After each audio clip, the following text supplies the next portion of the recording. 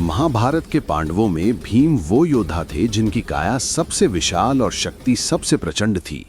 वे वायुदेव के पुत्र थे, इसलिए उनमें असाधारण बल और सहन शक्ति थी। बचपन से ही उनकी भूख और ताकत की कहानियां प्रसिद्ध थीं। कहा जाता है कि अकेले भीम में 100 हाथियों के बराबर बल था। गदा उनका प्रिय अस्त्र था और जब वे युद्ध भूमि में उतरते तो शत्रु के मन में भय बैठ जाता था।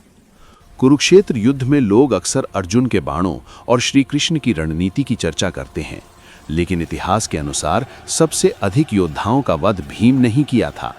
वे सामने से युद्ध करने वाले योद्धा थे, सीधे, प्रचंड और निडर।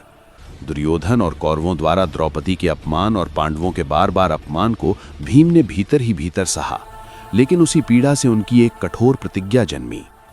युद्ध के अंतिम दिन जब दुर्योधन और भीम आमने सामने आए, तब वह केवल एक युद्ध नहीं था, बल्कि वर्षों के अपमान और क्रोध का अंत था।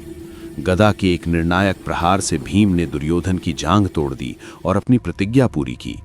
भीम को न सबसे बड़ा धनुर्धर कहा गया, न सबसे चतुर योद्धा, लेकिन कुरुक्षेत्र में सबसे अधिक भार उन्हीं के कंधों पर था।